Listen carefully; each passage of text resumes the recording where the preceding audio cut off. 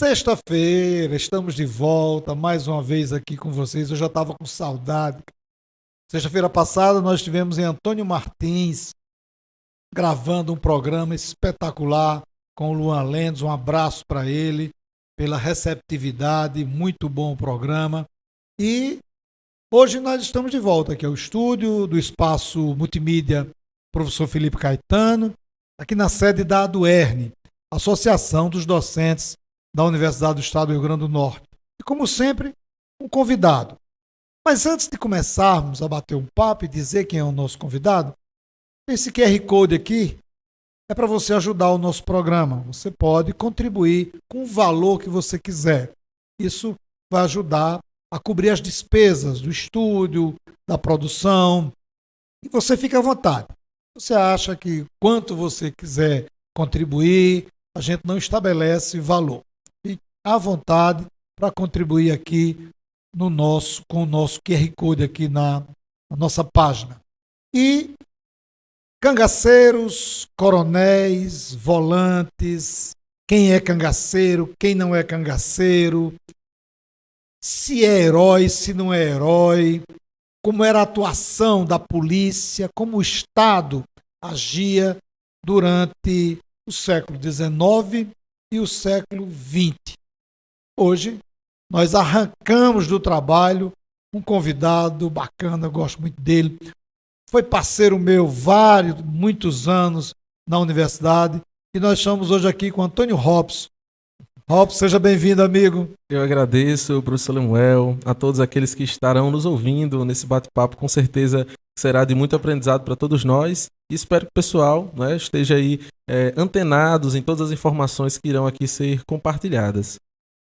Robson, ele faz uma pesquisa muito boa sobre crimes, violência, desordem, banditismo em Mossoró, na Primeira República, 1910, 1930. Foi o trabalho, a dissertação de mestrado dele. Mas ele tem uma vasta produção em artigos, em ações extensionistas, né, ao longo de sua trajetória acadêmica. É por isso que eu gosto de conversar com essas pessoas bem inteligentes, que a gente pode extrair muito aprendizado. Robson, primeiro, começar logo, você tem um trabalho no Instagram, né? Vem desenvolvendo um trabalho. Eu ia deixar por último, mas eu queria já começar. Começa a sua experiência, você é influencer, um cara está mostrando bem, parabéns, muito bom. Obrigado, professor. Então a intenção, na verdade, é justamente tentar tornar mais acessível as informações ligadas às pesquisas que venho fazendo ao longo da minha trajetória. E sobretudo também porque a internet é um espaço onde podemos alcançar diversas pessoas de diversos grupos sociais e também faixa etárias. Então a minha intenção, através dos vídeos que publico no Instagram, é tornar então essas informações mais acessíveis e, sobretudo, divulgar, não é, um pouquinho mais sobre o cangaço, porque percebi, não é, ao longo do tempo que, embora sim tenha vários canais, inclusive esse que acompanho e admiro muito, mas acredito que ainda falta mais. Acredito que podemos estar em vários outros lugares. E então minha intenção foi essa, justamente tentar divulgar ainda mais um pouquinho sobre cangaço e mostrar que, para além de muita coisa que é pensada sobre cangaceiros e a relação com as prefeituras, com as cidades, o cangaceiro em si é uma pessoa, não é? Para além de tudo que ele fez. Então a minha intenção foi essa, tentar tornar a história deles ainda mais conhecidas. Então tenho feito isso e tem sido muito gratificante. A experiência e aquilo que eu tenho escutado, né, os feedbacks que a gente sempre recebe, tem sido muito bacana, tem sido muito gratificante. Robson, você desenvolveu no seu mestrado uma pesquisa que fala sobre narrativas de crime, né? E eu vou começar a bater um papo com você de frente para trás, certo? Num dos capítulos você discorre sobre violência, medo e banditismo. O conceito de banditismo que você trabalha é o conceito de Hobsbawm?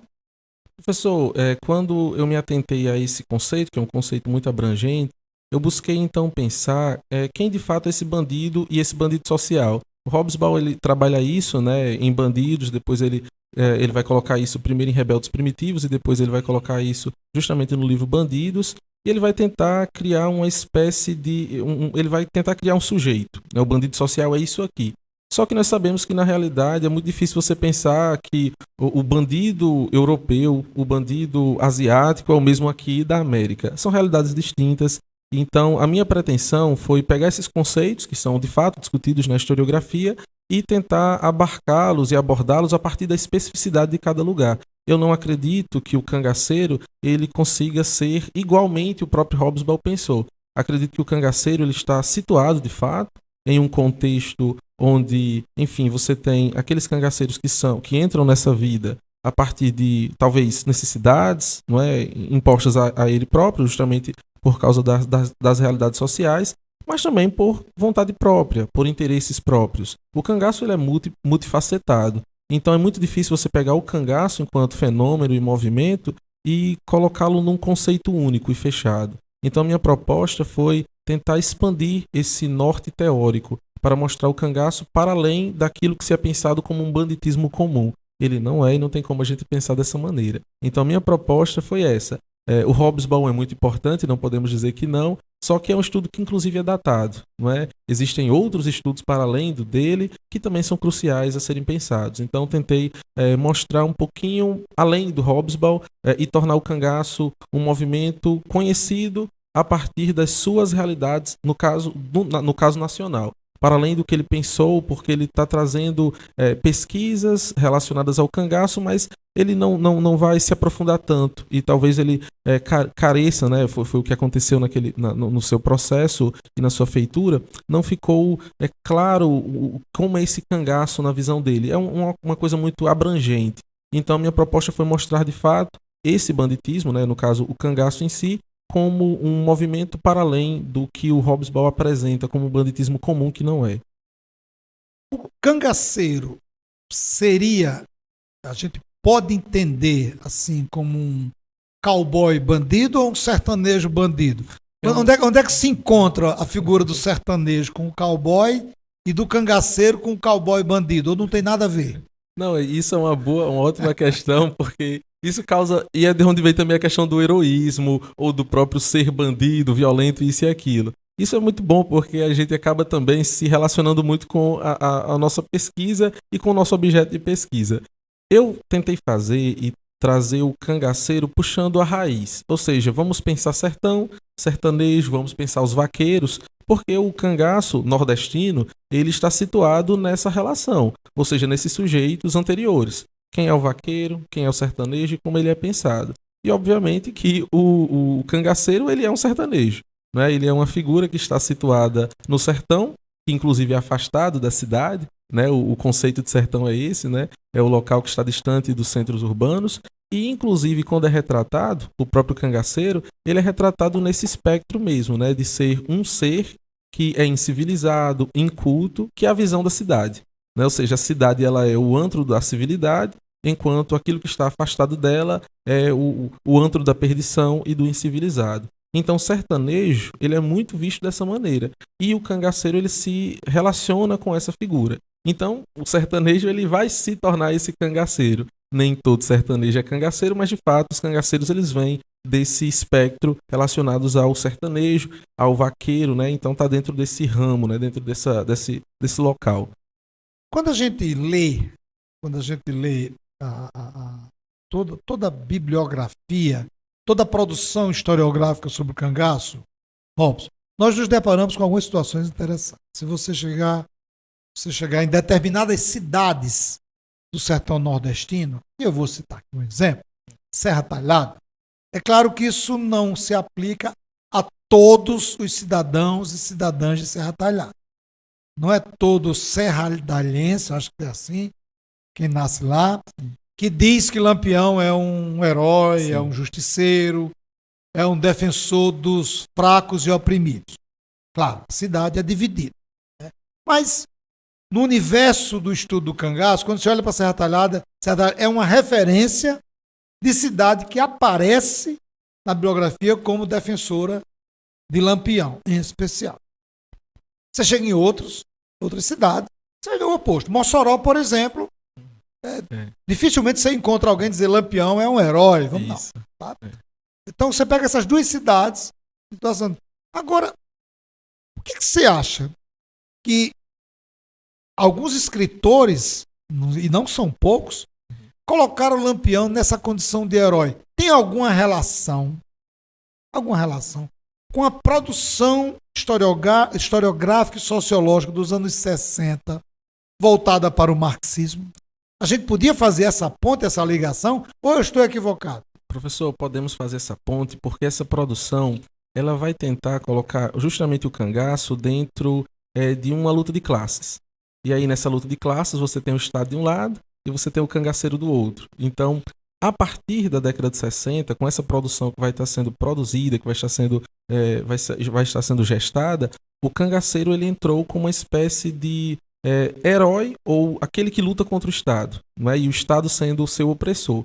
Então, a partir de então, né, e claro, com leituras que esses pesquisadores vão fazer dos folhetins de cordel, que já tem essa tradição de colocar o cangaceiro como herói, eles vão tentar então, né, criar essa pecha para o cangaceiro, como se de fato ele fosse esse herói que está naquela situação por causa da realidade, que é uma realidade que o Estado não viu ou que o Estado deixou de lado, sobretudo pelo que eu citei, né, que está no sertão, e a gente tem de fato uma tradição de um Estado brasileiro no início da República, como Canudos é um exemplo, o próprio Contestado, a sedição de Juazeiro, ou seja, os conflitos que acontecem diante de um Estado que de fato não liga para o sertanejo, que de fato, né, afasta a sua população, a própria proclamação da República, né, como vai ser dita, né, a população assiste bestializada a proclamação e não tem uma participação.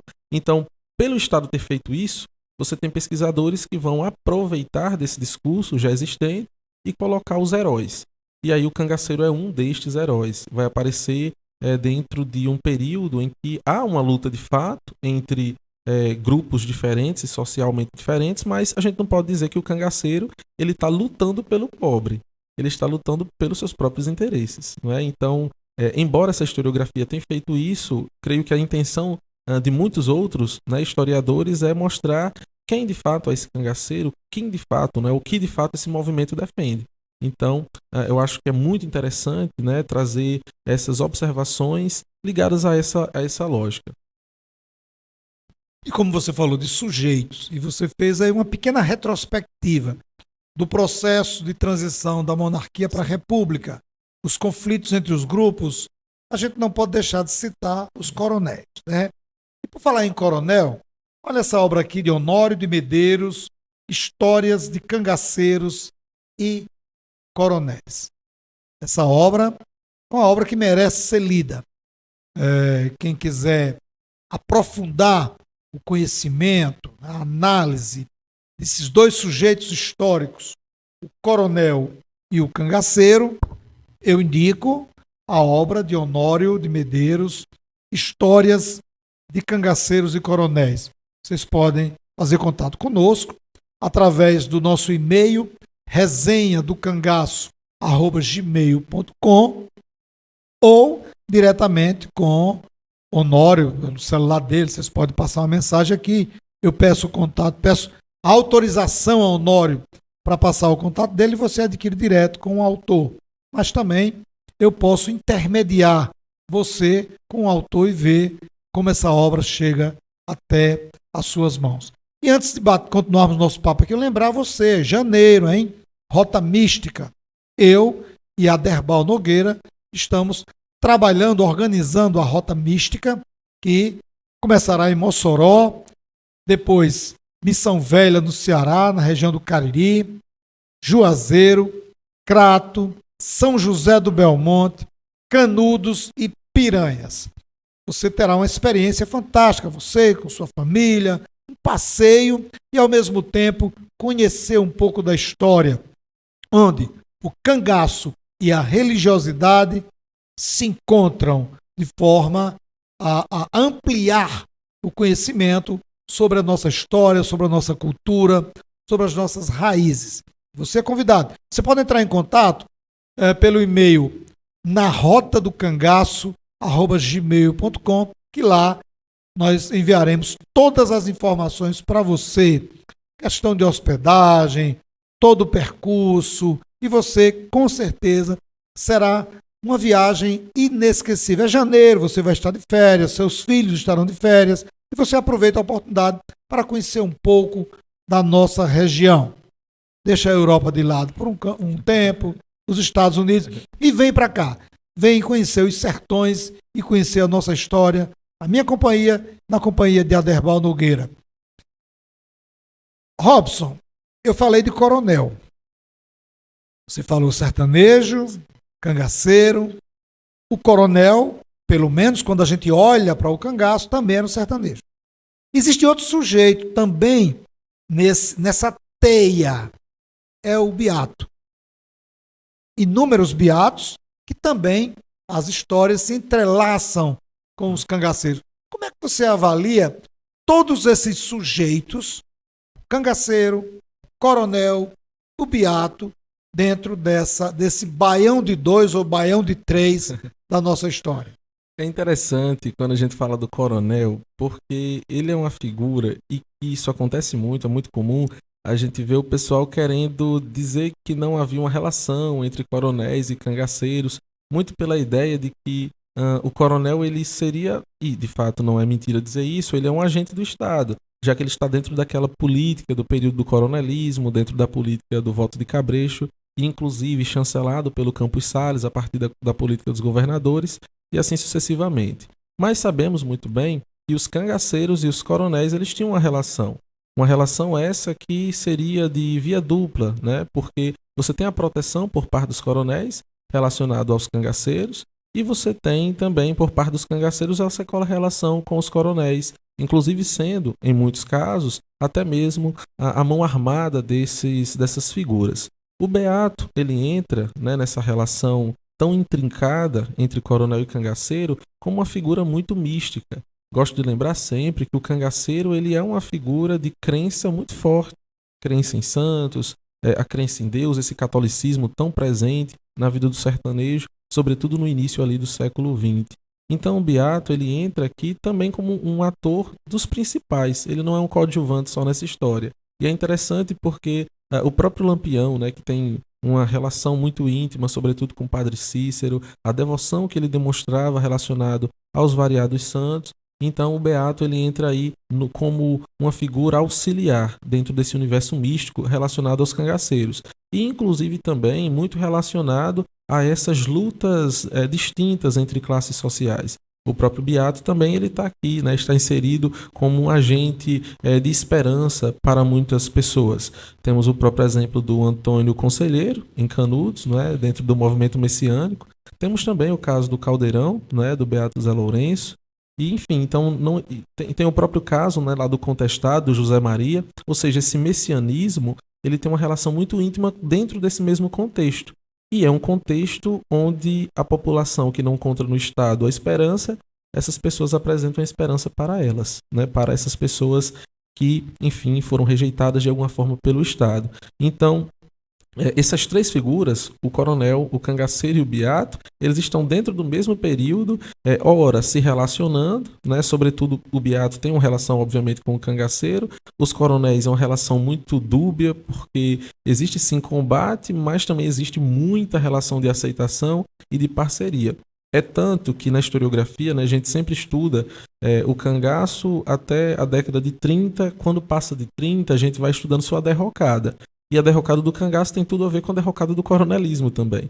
Por isso que quando se fala muito hoje em dia, né, que tem sido um tema muito comum, acredito até que a gente ia falar sobre isso ainda, que seria o novo cangaço, é muito difícil você usar esse termo hoje, sendo que o cangaço histórico ele está datado justamente dentro de um período em que outros fenômenos estão datados, como o próprio coronelismo. Né? Então, enfim, a gente situa todos esses sujeitos dentro do seu dado tempo e a gente percebe que são fenômenos que, conforme a sociedade vai se tornando ainda mais complexa, inclusive com participações políticas múltiplas, essas figuras começam a, então, serem desestruturadas e sumindo, né? e acabando. Então, está dentro dessa lógica, né? Creio eu. Robson, vamos analisar um pouquinho, conversar sobre a questão do mito. E quando a gente fala de cangaço, não tem como fugir de Lampião. Lampião. Eu sei que existiram inúmeros cangaceiros e até talvez cangaceiros assim que tivessem uma importância para a sua época mais do que Lampião. Por exemplo, Antônio Silvino. É claro que muita gente vai dizer, professor, você está ficando doido, Lampião foi o cara e tal. Não, eu estou me referindo assim, em termos de postura, posição, sim, influência política, sim, é nesse sentido, Antônio Silvino. Né? Lampião foi o cara, Sim. Na época dele, não é para menos que jogaram lá uma coroa dele, né? Sim. Mesmo que ele fosse um rei sem castelo, como disse o meu amigo Paulo Moura, poeta sim, pernambucano, um rei sem castelo, um rei perdido, né? Mas quando nós nos debruçamos sobre a imprensa e quando nós nos debruçamos sobre algumas obras que tentam enaltecer Lampião, essas obras que tentam enaltecer Lampião, tentam não, enaltecem, desculpa, enaltecem, não tentam não, enaltecem Lampião, né? E o que se saiu na imprensa nos anos 20, nos anos 30,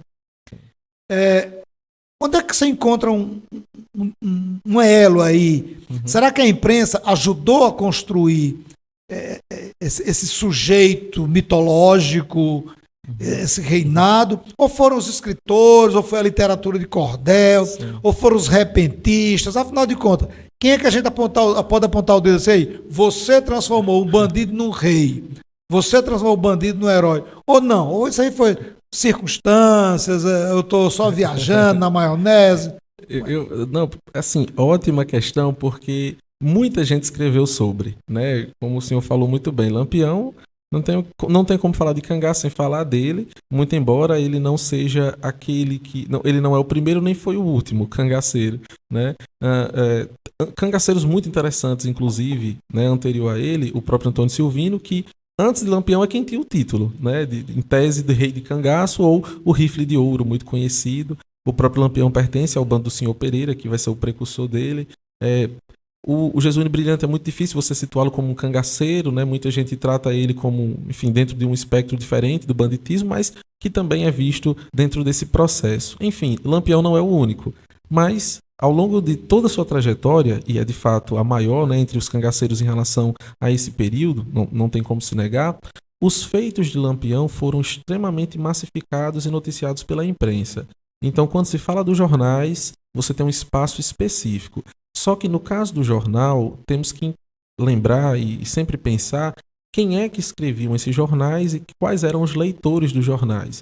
O jornal, talvez um pouquinho diferente de hoje, né, que temos os jornais, temos a internet com acesso mais fácil, mas é bom lembrar que no início do século XX, até ali o segundo decênio do século XX, os jornais eles eram lidos por uma elite nacional, pessoas que eram alfabetizadas, porque a população nacional, a população brasileira não era alfabetizada.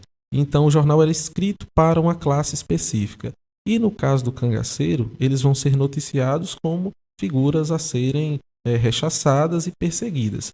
Gostaria de lembrar, né, aos nossos ouvintes que os jornais, quando escreviam sobre os cangaceiros, a intenção era criar justamente ali um mapeamento, né, uma geografia do cangaço, tentando mostrar onde os cangaceiros estavam e noticiando sobre eles diversas vezes. Então, o caso do jornal em específico, o que se pode dizer sobre eles em relação ao cangaceiro é que a visão do jornal é clara. O cangaceiro é um bandido, ele é um incivilizado e dentro de um período que o jornal seria um elemento de modernidade, não tem mais espaço, não é, justamente para esses sujeitos antiquados que o cangaceiro seria, e aí o jornal ele vai tentar rechaçá-lo. Só que nesse mesmo processo acaba noticiando e mostrando quão valente, corajoso e, claro, né, o quanto os feitos dos cangaceiros eram, de fato, absurdos. Porque você vai ter várias notícias de diversas formas. Jornais que vão apresentar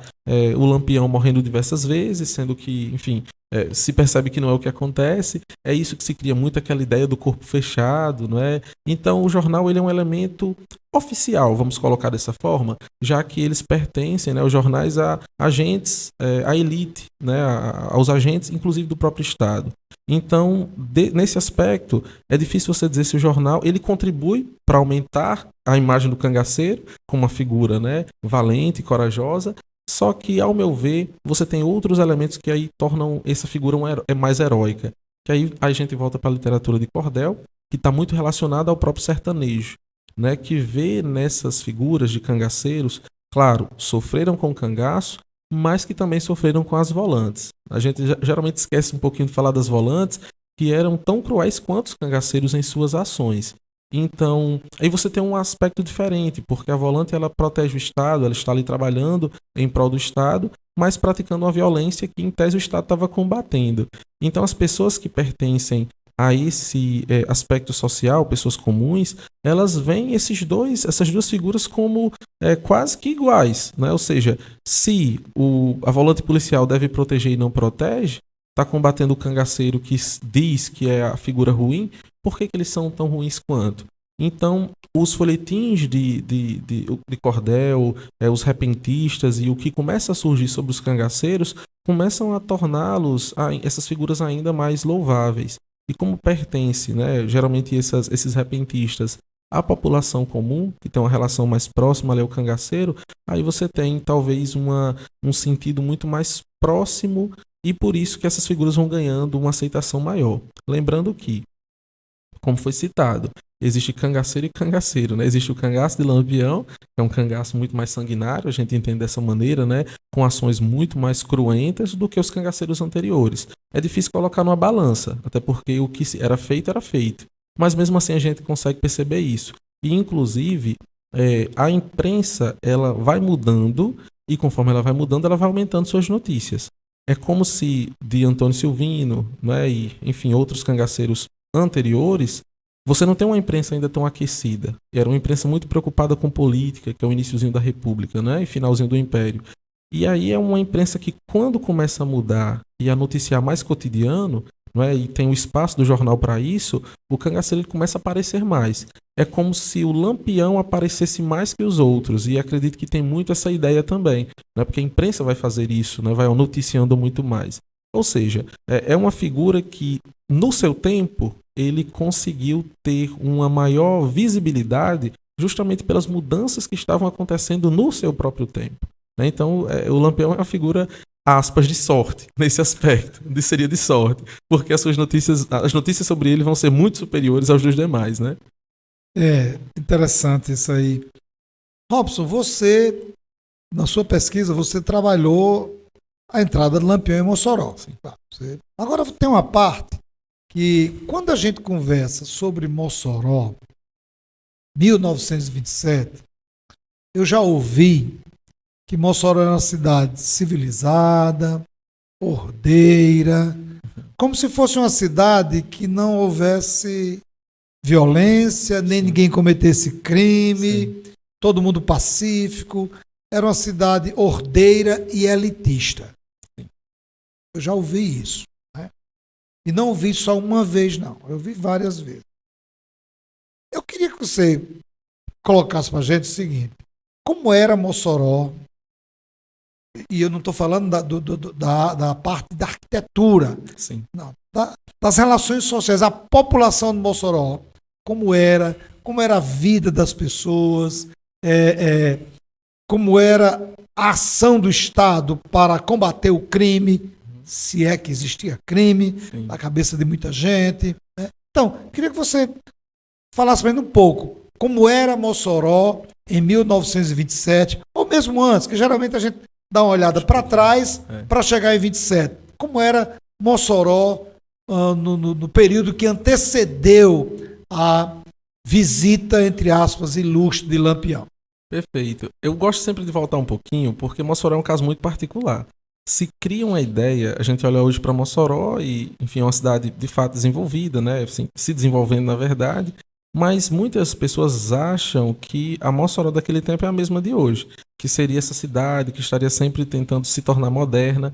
E não é mentira dizer isso, né? Era uma pequena cidade, pequena assim, para os moldes da época era uma cidade realmente já, né, começando a se desenvolver, mas com alguns elementos de modernidade muito bacanas, né? Uma cidade que já estava ali com energia elétrica, que é um ponto muito particular para o período. Era uma cidade que tinha times de futebol, não é? Que inclusive jogavam até nos momentos anteriores a essa visita ilustre. Era uma cidade que politicamente já tinha, sim, os seus grupos, as suas oligarquias, os próprios Fernandes da época é um exemplo disso. E você já tinha os próprios Rosado também, né? Nesse período, o próprio Jerônimo Rosado, muito conhecido. Ou seja, Mossoró estava dentro, né, daquele período em que as cidades estão se desenvolvendo dentro de uma lógica de política ligado a figuras oligárquicas dos seus lugares e, inclusive, com alguns crimes já sendo noticiados. A minha intenção, inclusive, nesse meu trabalho, foi mostrar que o cangaceiro ele é um agente externo, assim como também eu comecei falando sobre o retirante. O retirante também, sobretudo na seca de 1877, que começa a chegar em Mossoró, e que inclusive a própria cidade cresceu com base nessa mão de obra. Muitas pessoas não falam nisso, né? Mas é importante lembrar que Mossoró, né, muitos agentes da própria cidade se usaram da mão de obra desses, né, ditos flagelados, mas são os retirantes, que sofriam com a seca e foi usada essa mão de obra para o crescimento da cidade, para se fazer obras na cidade e tudo mais. Ou seja, quem é o retirante, quem é o cangaceiro? São os agentes externos. Eles são os outsiders, né? Ou seja, são os agentes que estão vindo de fora e que têm que ser combatidos. E é como se criasse uma ideia de que aqui dentro não tivesse isso. Justamente essa ideia de que a cidade é pacata e quem vem de fora que é o vilão. E quem vem de fora é o agente que tem que ser combatido. E não é isso. Nesse período a gente tem, enfim, relatórios, não é, policiais que vão começar a demonstrar, o próprio jornal faz isso, 1902, 1903 e assim por diante, crimes que eram cometidos. Né? Um período que você tem a embriaguez como um crime, por exemplo, período que você tem o desacato também, obviamente, como um crime, e você tem alguns assassinatos que vão acontecer na cidade. Então, Mossoró está dentro da lógica de qualquer outra cidade. Se você tem um aumento populacional, o aumento populacional correlato a isso vai ter os seus problemas sociais. Não é uma cidade com todo mundo rico, né? Uma população que também era pobre, não é? E alguns agentes que realmente têm condição financeira. Então, é uma cidade que está se desenvolvendo e é tanto que o ataque de Lampião respeita essa lógica. E respeita uma lógica de quê? De uma cidade que não tem um policiamento forte, uma cidade, um estado, que a gente pode colocar o Rio Grande do Norte, né, dessa maneira, até porque o ataque de Apodi foi um exemplo claro pelo Macilon, e é ele quem pensa o ataque a Mossoró justamente pela falta de policiamento, por ser muito fácil de entrar e muito fácil de sair, coisa que já não vai se encontrar mais em Pernambuco, porque Pernambuco é justamente o local onde vai nascer esses grandes grupos, mas aqui você tinha isso de forma muito clara. Então Mossoró não estava, embora uma cidade que estava se desenvolvendo, policialmente falando, muito frágil. Um exemplo é a própria resistência, que não foi feita pela polícia, foi feita pelos próprios cidadãos, né, da cidade, e que inclusive não conseguiram receber ajuda do próprio Estado para isso. Então, é uma cidade que quer, né, se noticiar como grande, mas que ainda tinha muitos problemas relacionados a essas questões, enfim, sociais. Uma cidade que tem, sim, escolas, não é? Você tem escola para as mulheres, escola para os homens, que eram escolas católicas, ou seja, você tem uma educação, mas não é educação para todos, né? Ou seja, que cidade é essa, né? Então é uma cidade ímpar, mas que nesse período vai ter que vivenciar, encontrar e lidar, na verdade, com esse problema desse agente externo, que é, no caso, o cangaceiro. Aí, em 1927, teve que se colocar à prova, né? E realmente deu certo, entre aspas, porque conseguiram rechaçar, né, o bando de Lampião. Se o poeta Antônio Francisco estivesse aqui, ele diria que não foi Lampião que atacou Mossoró, foi Mossoró que atacou Lampião. É verdade. Verdade. Os moçoroenses atacaram o bando de Lampião e Lampião se mandou para Limoeiro do Norte, que foi recebido de braços abertos, isso, com feijão, arroz, carne de sol, batata doce, muita cachaça. Dizem os memorialistas lá de Limoeiro. Eu acho que não foi bem assim, não. Mas tá lá, tá escrito, né? Mas que foi festa, foi. Né? O documentarista Ivanaldo Fernandes esteve aqui conosco. Ele que produziu o documentário De Dentro para Fora, sobre Antônio Gugel. Ele disse que na matriz de Limoeiro do Norte tem uma placa comemorativa. Daqui passou o herói do sertão, Lampião, em 1927. Eu disse, Ivanaldo, você tem certeza? Ele disse, eu vi, Lemo, eu fui lá e gravei. Né? Para você ver, é claro, eu até entendo as circunstâncias da cidade, sim, né? Sim. Você está vindo ali 70, 80 homens armados até os dentes. A cidade, né? ou enfrenta ou cede, né? Cede, é. Porque se você não tiver estrutura para enfrentar 80 bandidos armados, o prejuízo, não só material, mas vítimas fatais, vai ser muito grande. Isso mesmo. Robson, Lampião passou, dançou, e Mossoró dançou. Dançou, metaforicamente, falando da comemoração de ter impedido uma tragédia aqui na cidade. Mas a gente sabe que aqui na área urbana, a gente pode afirmar que nenhum moçoroense sofreu, foi vítima de nada. Mas a gente não pode dizer o mesmo da área rural. Ele veio de Governador de Sé, que era Vila de São Sebastião, e o estrago que ele fez de lá para cá foi muito grande, como em outras cidades que ele passou. O Felipe Guerra sequestrou o coronel Antônio Gugel, Antônio Martins, que eu estive lá semana passada, que teve um cidadão que foi apunhalado, e ele saqueou a cidade. Foi salva por uma senhora, Dona Rosina Novaes. E tantas outras cidades do Rio Grande do Norte que Lampião deixou a sua marca. Qual é a avaliação que você faz dessa marcha de Lampião? Vamos usar aqui um termo usado pelo Raul Fernandes, né? A marcha de Lampião. Essa marcha de Lampião no Rio Grande do Norte, que resultado você apresentaria, apontaria? Qual o que sai daí em termos de ação violenta de Lampião? É interessante demais, porque Mossoró é o desejo de se chegar. Só que até aqui realmente foi percorrido um caminho e que inclusive o próprio Câmara Cascudo vai colocar, não é, como um feito grandioso pelo pouco tempo, já que eles vinham a cavalo, né, num trote aí violento. E eles entram por Luiz Gomes e aí eles vão começar sua sina, sua saga até chegar em Mossoró. Lá na região, né, de Marcelino Vieira, por exemplo, vai ter um combate, inclusive que um soldado acaba tombando morto, não é? Ou seja, nesse trajeto, muitas pessoas passaram por maus bocados nas mãos dos cangaceiros. Nas cidades, pequenas vilas no caso, foram sitiadas, como o senhor citou, Antônio Martins é um exemplo, Lucrécia também, né, vai acontecer o sequestro de uma pessoa do local, que inclusive, né, aconteceu 3 assassinatos, né, lá em Lucrécia hoje tem inclusive uma cruz, que são considerados os 3 heróis, porque estavam tentando salvar um amigo que foi sequestrado. E aí você tem esse trajeto até aqui, fora os sequestros. O senhor citou o próprio coronel, mas também teve outros sequestros no caminho. Inclusive uma modalidade bem diferente, né? Porque os sequestros demonstram a intenção por trás disso de uma intenção financeira, porque era pedido resgate para que essas pessoas fossem libertadas, e mostra que havia um desejo muito grande, um desejo financeiro, a gente está falando de questões econômicas, mas também de poder. Demonstração de poder e sem nenhum escrúpulo e nem medo. Porque um grupo, né, de 70 homens invade o Estado, entra no Estado sem se preocupar de forma alguma com nenhum tipo de policiamento que de fato é inexistente, porque eles vão percorrer esse caminho com alguns embates, mas não tem, né? Você não tem uma perseguição clara. Era um policial, 2 ali, 3 ali, próprios... contra 70, 80 Isso, homens. Né? E justamente, ou seja, e eles mesmos com medo, né? Com certeza com medo. Ou seja, quando a gente olha esse caminho que Lampião fez aqui sem conhecer, diga-se de passagem, Lampião não conhecia o Rio Grande do Norte, não é?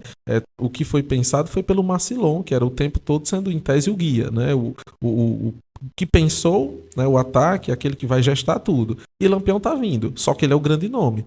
É tanto que eu sempre penso isso. Quem pensa o ataque não é Lampião, mas o nome quem tem é Lampião.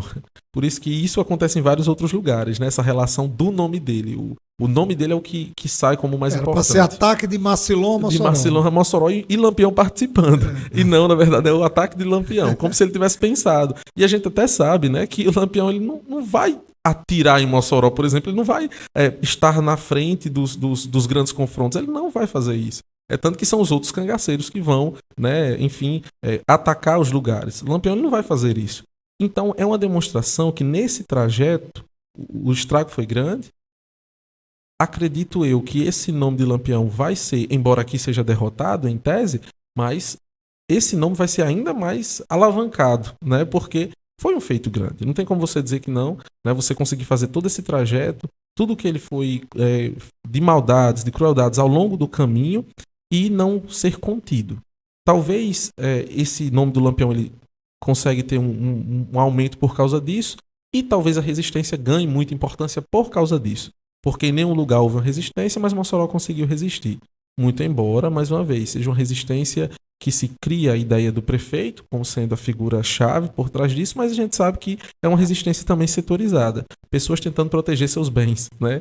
Enfim, então quando a gente olha para tudo que foi feito, né, ao longo desses dias, de entrada no dia 10 até o dia 13, né, é um feito muito grande. E a sua fuga para Limoeiro, né, que também foi uma coisa muito rápida. O tiroteio é coisa rápida e a fuga mais rápida ainda, né? Então, assim, demorou para chegar, mas para ir embora foi mais rápido ainda, né? Então, assim, é um feito muito grande. É uma história muito bacana de ser pensada. O ataque a Mossoró, porque o Rio Grande do Norte, sobretudo a região, né, próxima a Mossoró, é que foi refém.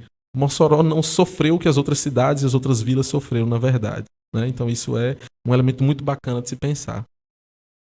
Você falou aí Rodolfo Fernandes, e eu já estava aqui maquinando qual seria, apesar de ter o meu roteiro, mas você falou Rodolfo Fernandes, né? Eu vou desviar. Rodolfo Fernandes foi o grande nome da resistência moçoroense, né? Em tese, por ele ser o prefeito, mas você colocou bem, né? Não foi só Rodolfo. Existia um número de pessoas, empresários, comerciantes, industriais que estavam por trás também, pensando a resistência. Mas a condição de prefeito coloca Rodolfo Fernandes, e não tem nenhum demérito nisso. Sim.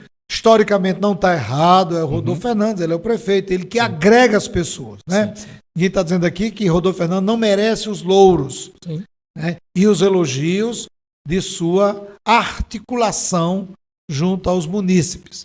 Mas, Robson, uma estrela brilhou mais do que a de Rodolfo, em Mossoró. Uma estrela brilhou mais do que Rodolfo. E essa estrela também colocou Mossoró numa condição de sofrer críticas. Porque aquilo que eu disse anteriormente, o que é que se dizia de Mossoró e o que é que se diz até hoje? Que Mossoró é uma cidade pacífica, ordeira, né, que obedecia às leis, né, pacífica. Tinha um crime aqui e acolá, uma cachaça, um jogo de baralho e tal. Então, eram coisas normais na concepção de muita gente. E aí, né, você colocou aqui o louvor à vitória. Está lá um dos pontos do seu trabalho. Louvor à vitória. Então, louros para Mossoró, champanhe para o prefeito, mas aí uma estrela brilhou mais do que ele, provocada, esse brilho, por essa cidade que era encarada, e até hoje por muita gente é, como cidade ordeira. Foi a cidade ordeira, né, que matou Jararaca. É claro que você não pode dizer assim, o município matou, não. Eu estou falando dentro de uma narrativa histórica. O responsável pela morte foi o Estado. Porque a polícia representa o Estado. Logo, se a polícia mata um prisioneiro, o Estado é responsável por essa morte. O brilho de Mossoró cai, o brilho de Rodolfo. Como é que você enxerga isso? Realmente foi uma estrela? E como é esse lance aí? Eu usei a metáfora da estrela para falar de Jararaca, viu, gente? Mas Robson é quem vai destrinchar o resto. O José Leite de Santana, né, o Jararaca, é uma figura muito peculiar e interessante na história do cangaço e, sobretudo, na história de Mossoró. Não tem para onde correr, nem para onde fugir. Quando você fala de resistência, tem que falar do que aconteceu com Jararaca. Ele é uma figura muito particular. E, no caso dessa estrela, desse brilho que ele realmente tem, no sentido da história, porque não tem como a gente dizer que não, é interessante quando você olha o cemitério da cidade, né? Você tem no cemitério os dois que lá estão sepultados. Você tem o prefeito e você tem o próprio Jararaca, o José Leite. E eu sempre gosto de visitar, dentro do possível, o cemitério para ficar prestando atenção um pouquinho nessa diferença. o túmulo do prefeito erguido, né, como herói, e lá está, e o túmulo de Jararaca, que é aquele localzinho simples, de fato, mas a gente sabe quem é mais visitado. E a gente sabe também quem se tornou santo. Santo popular, obviamente, mas que se tornou santo. Ou seja, existe uma estrela que depois do que aconteceu com ele, talvez brilhou mais. E que não era a intenção. Foi tentado de todas as formas possíveis, né, evitar que o prefeito e essa resistência fosse manchada pelo que aconteceu. Isso, houve uma tentativa clara, a própria obra do Raul Fernandes é essa tentativa, né, de tentar colocar o prefeito como se não soubesse de nada, e aqui a gente não está dizendo que ele sabia, né, inclusive é importante ser dito, mas que também como prefeito e como figura, né, do poder público, e inclusive o próprio policiamento da cidade, que tem uma relação mais direta com isso, não tem como você desviar a atenção do que aconteceu. Né? Então, assim, Jararaca é a pedra no sapato dessa história. Talvez essa resistência poderia ter sido perfeita. É um paralelepípedo, né? grande, porque até hoje não foi esquecido, pelo contrário, é uma figura extremamente importante em tese, porque, mais uma vez, todos, agora, tá chegando, né? Novembro, dia 2, quando você vai lá, meu amigo, né? Já começaram a limpar o cemitério. E o túmulo mais caprichado é o de Jararaca. Gente. Não é o do prefeito, né? É o do Jararaca. Não, em termos de beleza é o do prefeito. Mas o mais... Mas o mais caprichado, que eu digo, que mais velas acendem é o de Jararaca. É o de Jararaca. Ninguém vai acender vela. Bom, não sei que alguém acende vela para o prefeito. A família deve fazer, sim, né? Sim. Mas... A Jararaca, entendeu? Robson, nós estamos caminhando para o final. Eu queria fazer uma última pergunta para você. Sim. Cangaço Novo. Ainda bem que já saiu, acabou a minissérie, não sei lá se acabou, não sei se vai ter outra temporada, mas eu já não aguentava mais o pessoal querer comparar essa onda de criminalidade que tem no Brasil inteiro aí, de quadrilhas que assaltam bancos, com o cangaço. E a gente já discutiu, você teve Felipe Guerra em 2 ocasiões, aqui em Mossoró, falando. As pessoas sempre perguntam, é o mesmo cangaço? De forma alguma. Que aqui fique claro para os nossos ouvintes que nós, pesquisadores do cangaço, entendemos, não é? Isso é realmente, a gente pode discordar em muita coisa, mas acredito que nisso aqui a gente concorde. O cangaço novo, ele não é o cangaço histórico, ele não tem uma proximidade. Gente, é claro que os feitos em algumas coisas podem se parecer, mas você não pode pensar que é a mesma coisa. O nome cangaço, colocado nesse novo fenômeno atual, é muito mais como uma estratégia midiática, porque cangaço é um fenômeno, um movimento que já é sacralizado, já é muito bem vendido, e quando coloca esse nome de cangaço, é muito mais uma intenção de vender e causar aquele espanto, porque se sabe o que foi o cangaço histórico. Então é muito mais uma estratégia midiática do que propriamente trazer um elemento que de fato é. Porque não é, não é? Lembremos que o cangaço novo, ele assalta bancos. Isso foi uma coisa que a gente sempre falou.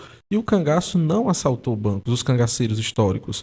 Aqui em Mossoró teve uma tentativa, que seria, olha aí, a gente teria o evento, mas que não aconteceu porque não chegou a se efetivar. Então, não tem uma relação, sobretudo que o cangaço novo também tem uma correlação, isso a gente consegue perceber nas notícias, com inclusive facções criminosas, esses assaltos a bancos, né, patrocinando inclusive muitas facções, né, e no crime atual, coisa que, enfim, o cangaço histórico não tem uma relação, não existia isso naquele tempo. Então, não existe uma relação, tá? É muito mais uma questão midiática e pra gente bater de frente com isso é difícil, porque você tem a própria série, né, que o senhor citou, ela foi considerada a melhor série do ano de 2023. É muito difícil você bater de frente com isso, porque é uma produção muito boa e tudo mais, só que é aquela lógica. Se cria um ideário e estereótipo sobre o Nordeste, parece que a gente sempre está vivenciando, é como se a gente sempre estivesse no nosso passado, que a gente nunca conseguisse progredir. É como se o nordestino sertanejo, isso é muito visível, né, nas produções sobre o Nordeste, é como se a gente sempre fosse a mesma coisa. A gente não consegue vencer esse passado que passou. Então, enfim, cangaço histórico é o cangaço histórico, está datado, já acabou também, né? Nós não temos mais cangaceiros hoje em dia, e esse cangaço novo é um fenômeno atual. Espero que seja, e isso é a nossa função também, gestar um novo nome. para isso, mas que cangaço em si ele não é, de fato não é. Infelizmente, para muita gente, o Nordeste está sacralizado. É como se petrificou, colocou no altar e transformou em algo sagrado. Nordeste, sinônimo de violência, sinônimo de atraso, sinônimo de crendices. Tudo isso é um equívoco.